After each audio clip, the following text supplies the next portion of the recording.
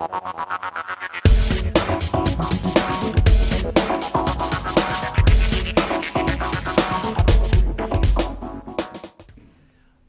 you hear my talk tomorrow afternoon, you won't see the context for everything I've been saying.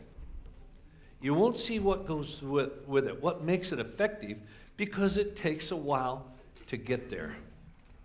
What I want to do here is continue the perfect storm with the number 2, number 3 storm front coming in. Now, because it's been a long day, taking a lot, you leave your email out there at my desk, and I will send you all of this. My first talk and this, all documented, everything. I put it into a white paper. And someday I hope to publish it, but even a pre-published thing, I'll just send it to you as a gift. Because to me it's so critical. That'd be, get back here. Here we go. The first storm was the epistemological shift. And the next storm front that's moving with it, and here, is the emergence of the internet. Now, please don't misunderstand me here. I love the internet. How can you worship God without an iPad? No, literally, a pastor the other day said to me, I got up to speak from my iPad, and he said, "Where's your Bible?" Just like that in front of everyone. I said, "Do you have a Bible?" He said, "Yes." I said, "I got 15. I said, "Does that make me 15 times more spiritual than you?" I said, "I got thousands of research books here, everything. How many do you have with you?" None. I love the internet. But I've just got to make sure it doesn't control me. I could sit there anywhere and be on the internet for 24 hours a day, and it's what you would call a wasted life. Now, the internet. I need to give you some of the size of it and then show you the implication of it. But don't go away and say, "Oh, Josh hates the internet, he fears it." No. The internet is kind of neutral. It's how you use it. It's how you use it. It can be plus or minus. Now, everything that I share here, I've documented. In recent documentation, it's all obsolete. It's all obsolete. The moment you research out on the internet with something about the internet, not what's on the internet, about the internet, and you document, time you get it to a slide, it's obsolete. It is growing so fast. This is why a lot of groups now don't do research about the internet, because somebody spends $100,000, $200,000, they give the results to the company, it's obsolete. By the time they can process and everything else and hand it over. There's right now, according to the latest documentation, I think it's 200 million more, 2.267 billion people on the internet. I think it's more like 2.4, 2.5 right now. In 2012, most of the research shows an average adolescent spent 18 hours a week in the internet. The research in 2013 so far has now got it up to 30 hours a week. Daily emails. Now this is way obsolete. 294 billion a day.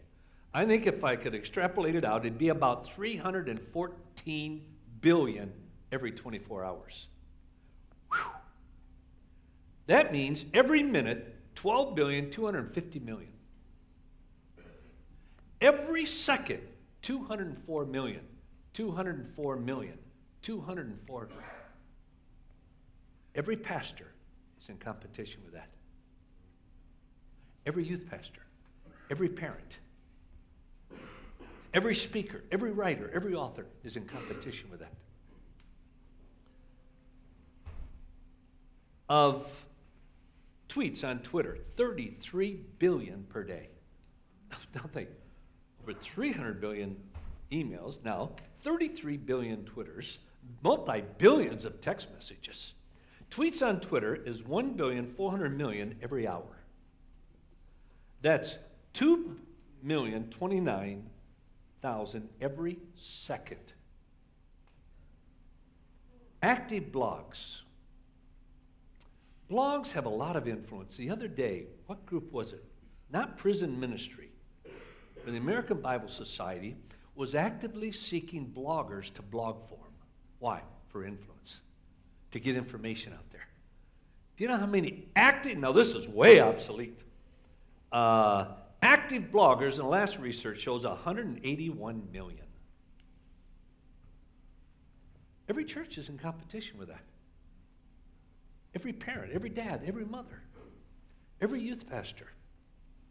iTunes downloads in 2013, 65 billion.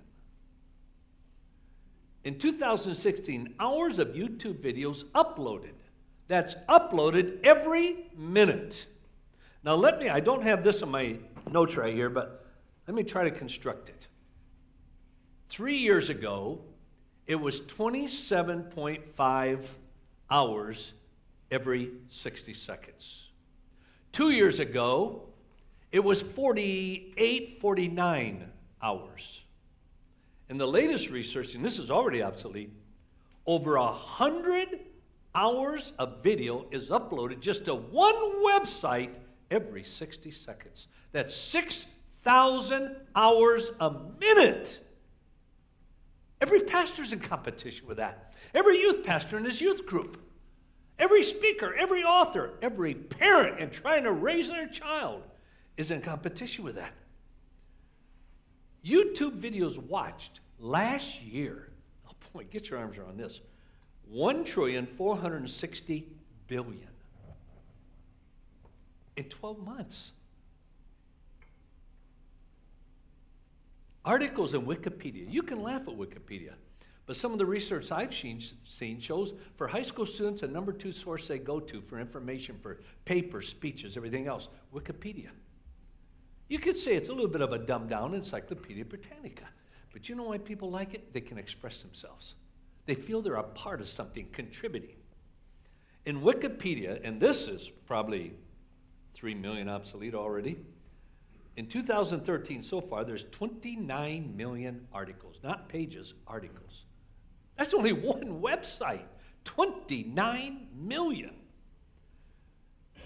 For 29 million articles to be read by one person, this is one of multi-millions of websites to be read by one person, 2 minutes an article, would take 140,750 days. That's 389 years to read the data on just one website.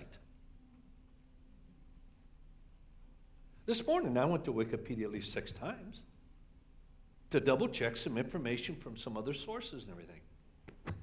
The average teen, and this is obsolete, of data that the average adolescent's mind takes in every day is 34 gigabytes of data. You know what that's equivalent to? The data in 8,160 songs. Every day into their mind on an average. They're not quite knowing how to deal with it. Joke used to be, oh, you can never totally use your mind. You only use a little tiny part of it. They're changing that now. Some research you'll see coming out soon. It's been out there quite a while by China, Korea, Harvard, I think the University of Chicago, and Stanford. It's about the human brain of intaking so much data at adolescence. And some of the research I've seen is that within 5 hours on a screen, not the readers, not a Nook or something like that, not a Kindle or a Nook, etc. It's on a computer screen, whether a handheld, iPad, or what. That within 5 hours, they're finding the brain atrophies. The research started in China because the internet, to those in China, it's their freedom. It was a way they were able to break loose from their bondage of knowledge, everything. And the Chinese government started to notice the change in students' behavior, mentality, everything, with extensive time in the internet. So they started doing some research. Then it was picked up by Korea. Korea probably has, I could be wrong on this, but I think the best internet in the world. You can download a 2-hour movie in about 5 seconds. I mean, and that's pornography or anything.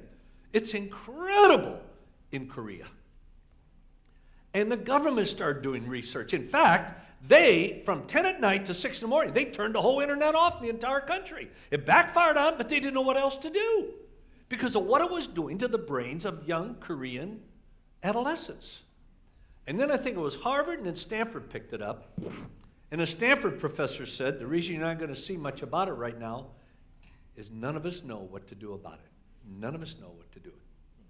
And it started out in China where they'd take students who were very active on the internet. Then they'd take those that weren't. They would take those who didn't use the internet.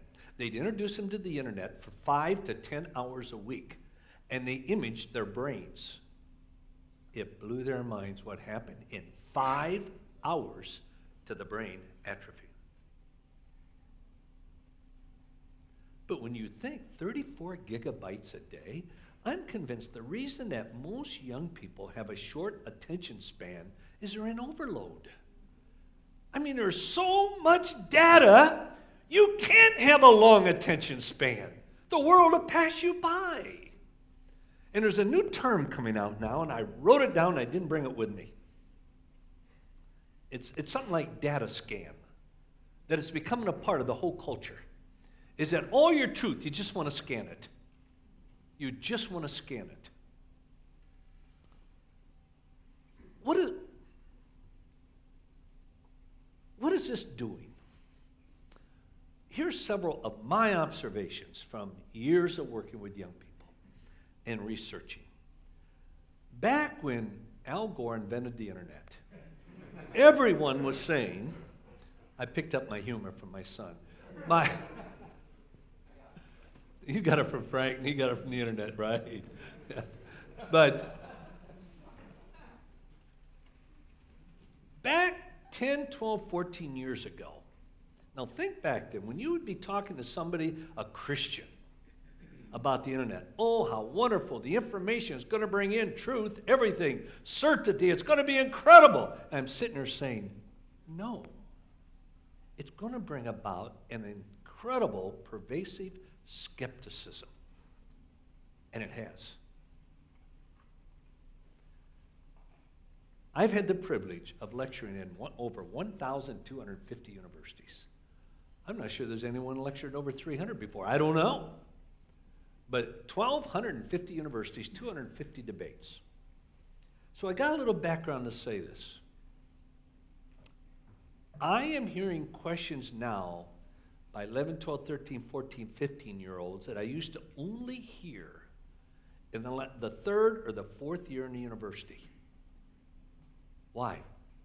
The internet is taking it younger and younger and younger and younger.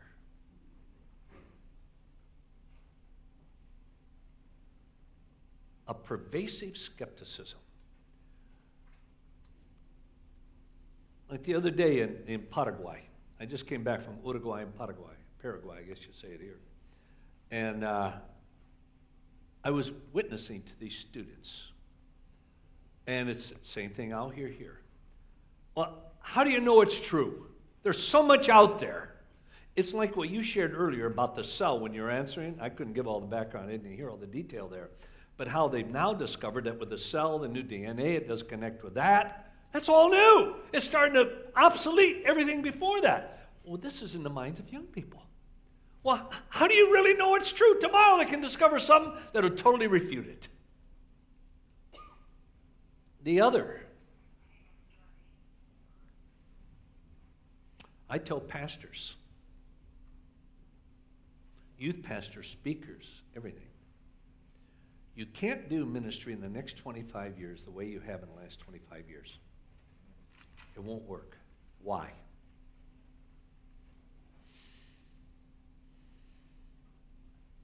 You're going to be held more accountable, no matter how much your heart wants to serve Jesus, everything else.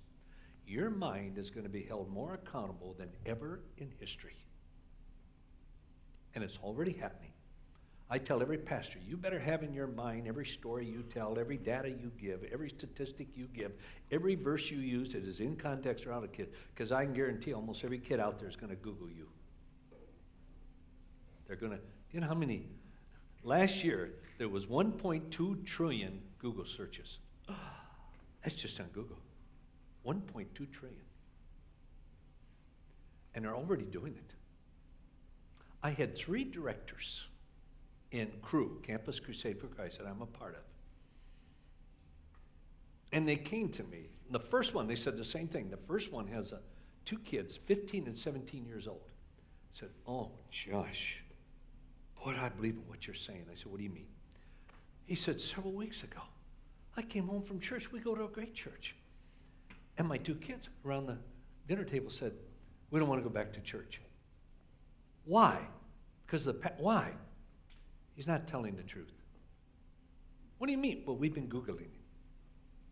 Oh, folks, this is going to happen to everyone. It's going to happen to parents. Parents talk about sexuality, sex. You better be accurate. I guarantee you, if you teach sex the way most Christians have in the past, you'll be obsolete as a parent. Your own children's going to Google you.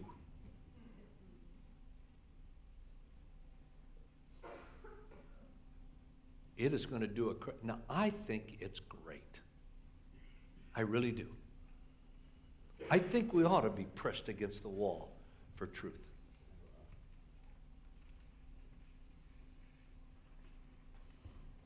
The internet is coming along as that second front in the storm, and here's the epistemological shift.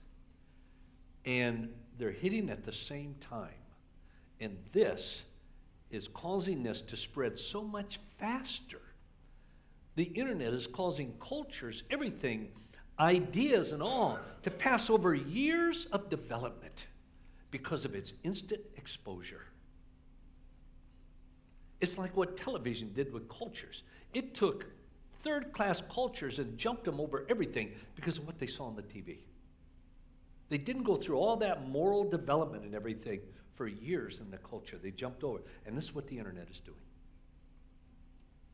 It is going to force us, whether you like it or not, to be more intellectual in our gospel. It's forcing us to. We better equip our kids to be ready always to give an answer. I like the way Alex put it. It doesn't mean you're going out giving the answer. You be ready. If we do not equip our kids to handle the tough questions, I don't care how much we pray. I don't care how much you preach the gospel. I don't care how many new churches you start anywhere. We will fail. We will fail. And the internet will usher it along. But at the same time, think of all the truth, the marvelous things that comes through the internet. I mean, I think we have something, I don't know how many scores of sites we have.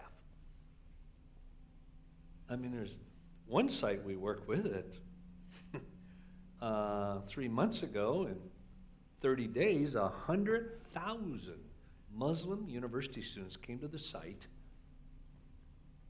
A little over 3,000 trusted Christ as Savior and Lord in 30 days. What's nice about that? You got a built-in follow-up. That is what's so great about the internet. Marvelous opportunities through the internet. But we're going to have to prepare our kids to not just know what they believe, but why they believe it, or we will be undermined. And this is a phrase I've developed that it helps me get my arm around it. I say to parents, don't let the world reason your children out of their faith. That's what's starting to happen. Because we haven't trained our own children, the world can easily reason them out of their faith without even going to university. Then, the third storm front. And this is the one I wish to God I never had to speak on. Not many people do. This is one I wish to God were not true. But the problem is, I know it is. There's probably been nothing in 52 years in ministry that's robbed me of more sleep and created more restless nights than the third storm front. And on this third storm front, I've just, for 6 months, I felt that God might be saying to me, I don't want to do it. You got to take a global emphasis on this. Night before last, I'm with Dottie. We're in Dallas. She said, honey, she'd always been against it.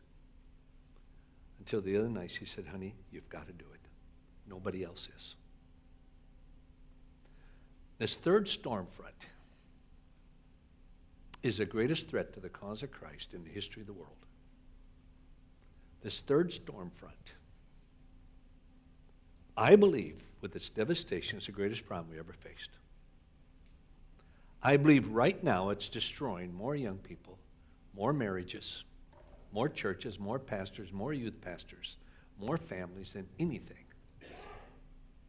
in 2,000 years. It's pervasive, invasive pornography on the internet. Folks, we cannot sit here and even begin to imagine how extensive it is. Right now, and this is way obsolete, so I think I can get it up to about 21 billion, or million. 4.2 million pornographic websites. In 1998, they were able to document 14 web pages of pornography. 2003, 260 million. 2006, 420 million. 2009, 672 million. 2011, about 1.79 billion.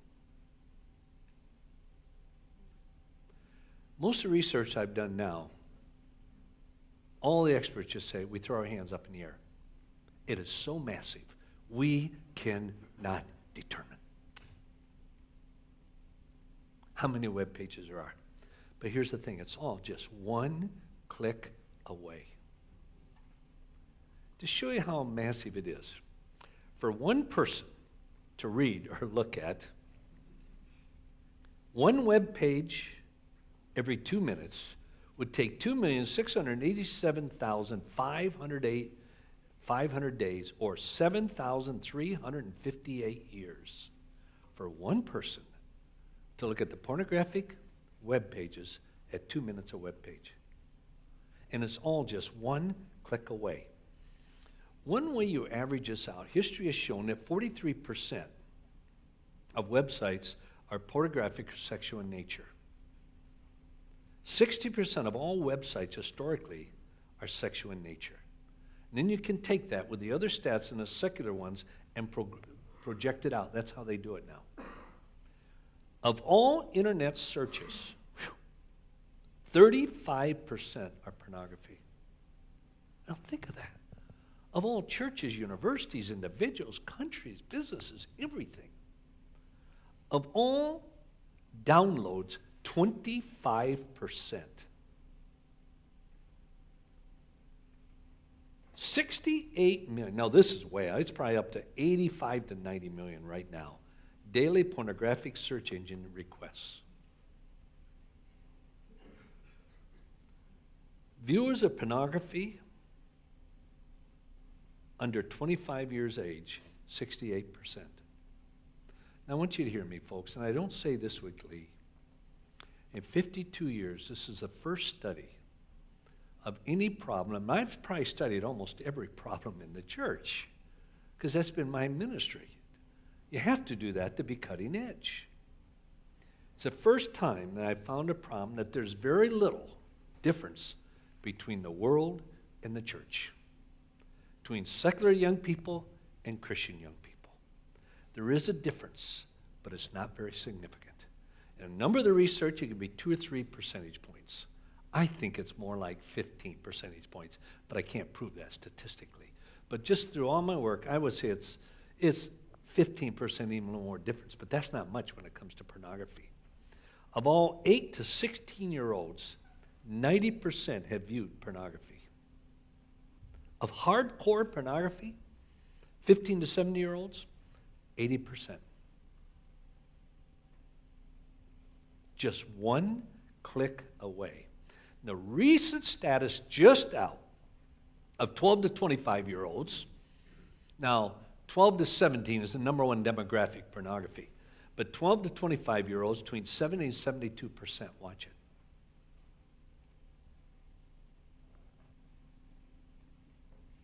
The adult industry itself says it's 20 to 30% are children of all their pornography. The largest consumer of internet pornography is 12 to 17 years old. Now here's what's interesting. 91% of them were never looking for it. They didn't have a bad heart, bad motive, no. Some of them from the greatest family. Boy, just because you think you got a great Christian family, you better be on your guard. If you're a homeschooler, you think you're protecting your kids, you better even more so be in the guard. 91% first-time exposure, they were never looking for it. There wasn't any motivation, bad motivation or anything. They came across it through research for a paper, a speech, homework, something else, and it clicked up. But here's the thing. Some of the research shows that up to 38% of them, they're never looking for it, will become addicted. Now, I put addiction, just personally, at 11 hours or more a week. Some put it more, some put it less. I put it at 11 for my own research. It is much more difficult to break addiction to pornography than alcohol and drugs. There's a number of reasons for it. Number one is, in your brain is a chemical hormone that God created. It's called norepinephrine. It's the memory hormone. Many scientists call it the paperclip hormone because the purpose of that hormone, norepinephrine, is to take, and I deal with this extensively documented in the Bare Facts on sex, love, and relationships. Norepinephrine was created to take an image, take an experience, a feeling, an emotion, a visual, and to paperclip it to your memory for recall. With an average adult, it's a little under 20 seconds norepinephrine is released. For a child, less than 1 second. They put it at 3/4 of a second. Whew, norepinephrine is released to attach to memory. The other is, now you ladies are all old enough and men to handle this, is with alcohol and drugs, to sustain your addiction, you need more to sustain it. That's not true with pornography. You say, what? No. You need different to sustain it. It's very unique. And with drugs and alcohol, you don't have the role play so major of norepinephrine, or pornography, it's the major role. You see, say here's a man, he starts out with heterosexual pornography. After a while, maybe a year, maybe a month, a year, 2, 3 years, all of a sudden it doesn't satisfy anymore. There's no that dopamine rush that you get from drugs and everything else, and the arousal with it. Now, having more of it won't help. You got to have different. So they go to oral sex pornography, which is huge today. Then after a while, that wears off. Having more of it will not sustain your addiction. You have to have different. So you go to anal, which is huge today. I cannot believe when I have kids, this was down Uruguay and Paraguay, when I have them write down the question or I ask it. I mean, you can be speaking anything you want in the question. What about anal sex? It's huge today among young people.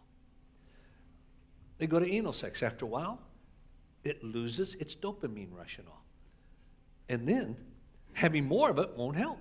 You go to different. So you go to maybe homosexual pornography. After a while, that doesn't satisfy. You go to bestiality. After a while, that doesn't satisfy. And almost always you end up in progression with child pornography. Well, here's what's happening. Where do you go after that? When it doesn't satisfy. You go to reality. This is why now, and I've documented it. The number one cause of child trafficking, pornography. Because of the demand it's causing, because they've gone through the progression. Number one cause of sex abuse, pornography. Number one cause of sexual rape, pornography. Because you turn to reality.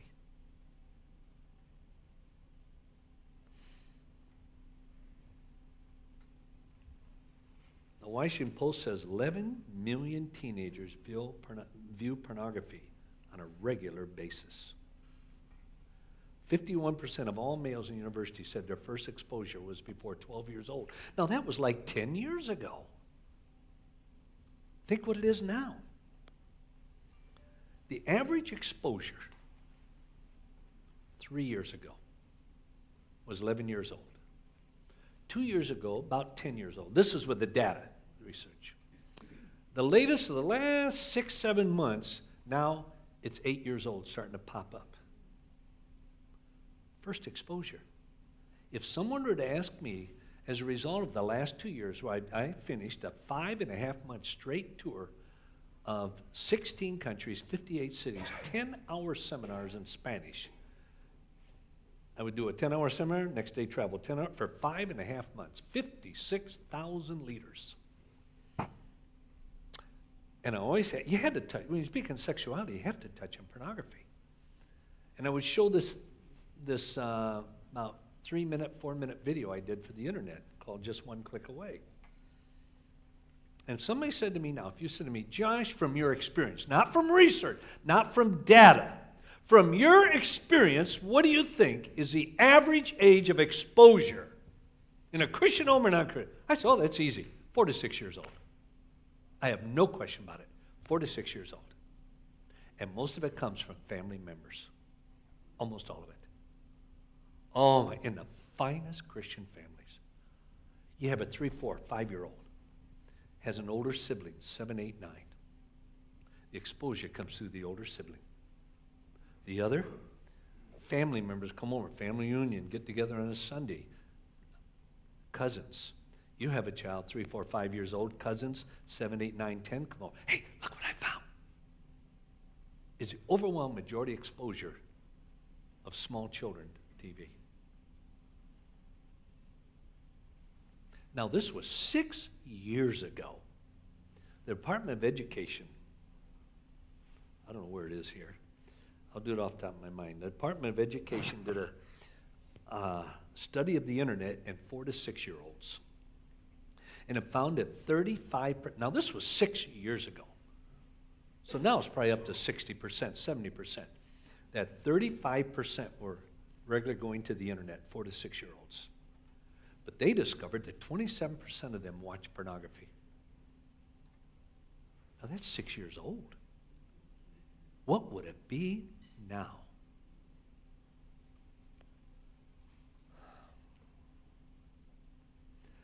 Every day, over 2.5 billion pornographic emails go out. You know what P2P is?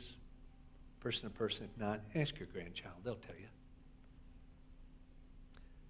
It's person-to-person download where you can circumvent a computer. You can circumvent the internet, where you can download a complete pornographic film and it won't show up in your computer, your parents' computer or whatever, and it won't, it'll go around the filter almost all the time. P2P. The latest research, which is really obsolete because it was 4 years ago, is that every month 1.5 billion pornographic movies are downloaded, just P2P. And they estimate about 70% adolescents and young people. Folks, it's killing us. The studies from just recently to going back to Saddleback and others, and with research goes between 35 and 57% of evangelical pastors watch pornography. I put it now with youth pastors. Oh, this hurts to say it. Of all evangelical, fundamental, born-again church youth pastors, I would estimate 80% watch pornography. I brought together 26, 27 organizations that are top, I admire on the internet to deal with pornography. And I shared that I thought about 60 to 65%, from my experience, interacting and everything, of youth pastors, and the whole room went, oh, no. I said, what do you, oh, and everyone just said, you're way low.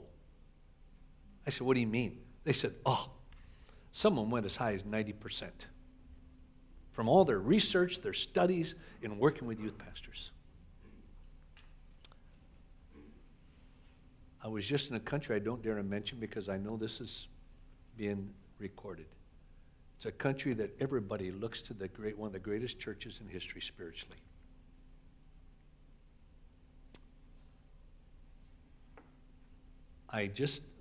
Several months ago, I was there for 3 weeks doing 10-hour seminars. And one pastor, they wouldn't talk about pornography, nothing. South Korea, I'll mention it. They wouldn't talk about it. We don't have a problem. Almost every pastor said, we don't have a problem. I said, there was 13 of the most powerful pastors in all Korea sitting around the table. And I had a little bit of what do you call it?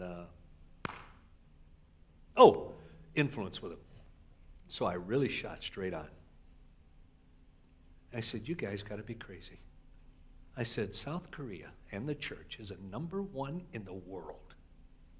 And I got all of it right in my room here. All the documentation, 3 full pages of it. I said, the way I determine the culture in pornography is a per capita, not how much money is spent, because China is #1 in the world with $29 billion a year. But of course, they got the largest population in the world, so it should be like that. You want to be fair. But I said, South Korea is #2, 63rd in population, #2 in total expenditure on pornography. Now you figure that one out. Said, it's per capita. Now, I'm doing this off the top of my head. I think in the United States, it's $44 for every man, woman, and child a year. China, it's $42 for every man, woman, child a year. Australia is about $107. I'm doing this off the top of my head. About $117 a year, man, woman, child. Japan is #2 in the world, $173 for every man, woman, child. Korea, $585 for every man, woman, and child in South Korea. That's over $2,000 a family. And it's just as prevalent within the church there. That's why the church is declining. I believe the star of the church has been removed in South Korea.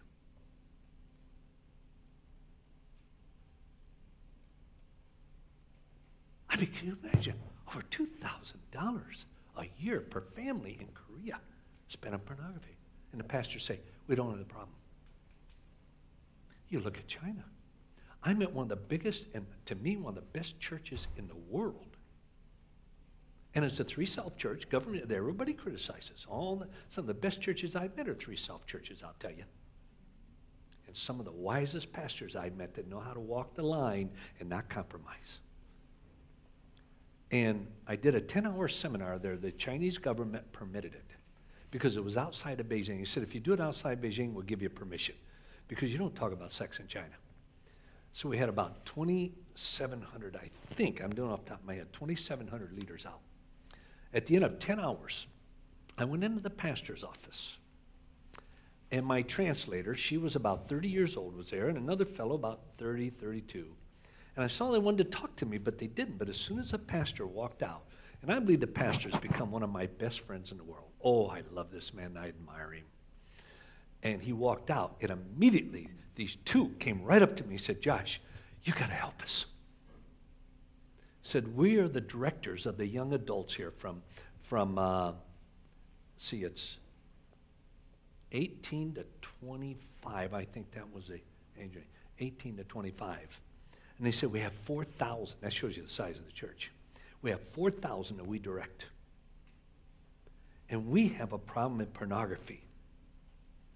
So I said to them, well, from just my research, everything else, I said, probably 65% are watching pornography. And both of them didn't even look at it. They threw their hands and said, oh, no, it's 100%. I said, what? I said, Josh, we can hardly ever find anyone from 18 to 25 of the 4,000 is not watching pornography. I said, why don't you tell the pastor? We didn't. The pastor said, we don't have that problem here. I don't want you to talk about it. I go to Singapore. I get a call from the government. Would you have dinner with some of our people? 5 cabinet ministers, plus the Chief Justice of the Supreme Court shows up. And they brought in 2 researchers, one a professor from the university. And they said, can you help us with pornography? It's killing us as a country. And the professor of the university said, Josh, it is so widespread, and this is true in many countries now, it's becoming true in the United States. We cannot do scientific studies on pornography now, and it's used. And I said, why? He said, we can't find a control group. We cannot find a control group. I just came back from a country that's rather poor, but really starting to boom in their economy, one of the 2 I mentioned, in South America. And a pastor said, can I come over and see you at your hotel? I said, well, yeah. He came over and he said, is there any way you can help us? We know what you're talking about, pornography, but nobody will talk about it. We did an extensive study with our pastors. This was Southern Baptist, Nazarene, everything, to see how extensive pornography is. Said, Josh, between 70 and 75% of all of our pastors are watching pornography. About 60% have ongoing immoral sexual affairs. But folks, that's getting to be the norm in many, it hurts to say that, in many countries. In another country, they did a study of 3,000 youth pastors. They took some of the studies off my website, and they tried to do it as scientifically as they could. And they came. I'm going back to this country in a few weeks because they're bringing together 4,000 leaders. And I get 3 full days, 10 hours a day speaking for 3 days in a row to these top leaders. And they said, our study showed that of all of our youth pastors, 70-some% are watching pornography, and about 73% are having immoral sexual affairs. It's one of the most dynamic churches in the world. Folks, if we don't start dealing with this, I don't care what we do. I really don't care how much you pray, church growth, how much leadership training you do, whatever. We will lose, and we don't have to. But it's probably more difficult than evolution anything we've ever faced. Why? 87% of all men between 15 and 28, which includes Christians, 87% believe it's morally okay. 49% of women believe it's morally okay. Boy, you talk about facing a problem where you got to first convince them it's not even morally right. That is a difficult situation. We have this storm forming. We have the epistemological shift with the movement of the internet in here, which can be good or bad. But you see, 15 years ago, atheists, agnostics, the one that, Frank, you put up there, their names, had very little access to our young people. They wrote a book, not many read it. They gave a talk, not that many went. They didn't have a whole lot of really significant influence 15, 20, 25 years ago into maybe the last 2 years of university. Now they've leveled the playing field. They have almost the same access to our kids as you have. One click away. We got this front, And now the pornography front. Who's going to deal with it? If people like you don't, who's going to? Who's going to?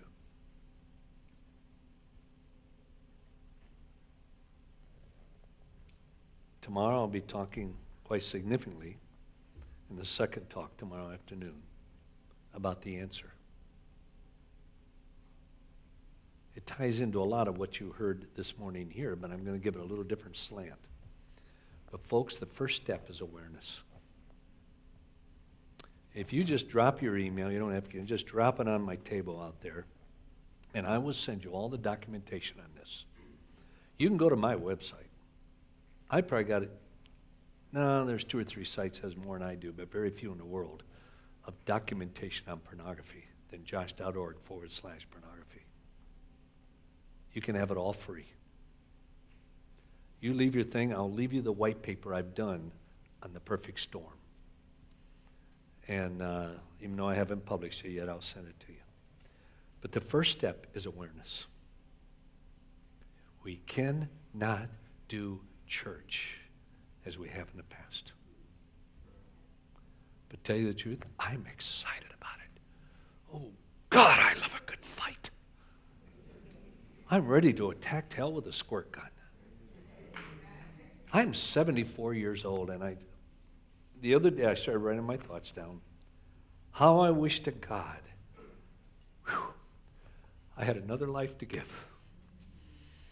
Another life to live in the age of the internet. I don't. I got to trust guys like Sean and Frank. And I love you guys. I love you two guys too, but I love you, buddy. And so many others. I said there's a whole new generation coming up that are really good, that can take us to heights we've never been. But it comes down to the pastor.